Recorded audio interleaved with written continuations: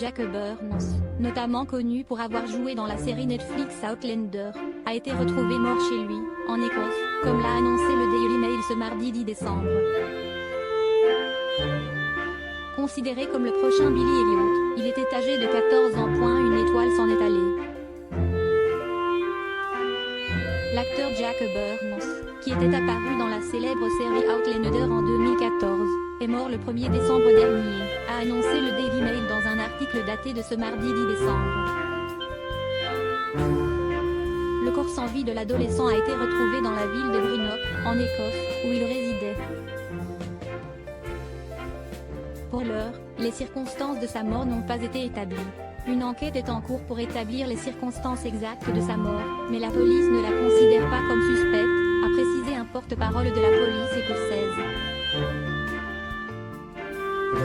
S'il était peu connu du public français, Jack Burns savait tout d'une star au Royaume-Uni. À seulement 14 ans, le jeune homme ne chômait pas. Et pour cause, il était à la fois danseur, comédien mais également mannequin, puisqu'il a prêté son image à plusieurs marques pour des publicités. Dans le petit milieu de la danse, Jack Burns, qui suivait des cours de danse depuis l'âge de 9 ans, était considéré comme la relève du célèbre Billy Elliot. En 2015, il avait d'ailleurs passé le casting pour le rôle du danseur prodige. Après être passé par l'Elite Academy of Dance, l'adolescent étudiait à la renommée Greenock Royal Academy Classical Ballet School, située à Glasgow.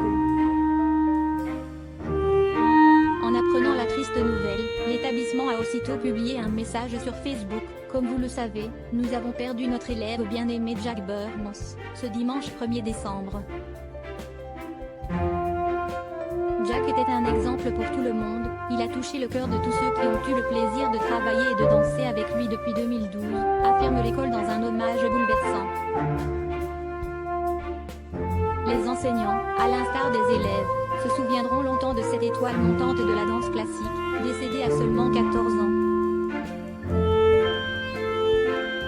Ses funérailles doivent avoir lieu ce jeudi 12 décembre, dans sa ville Greenock,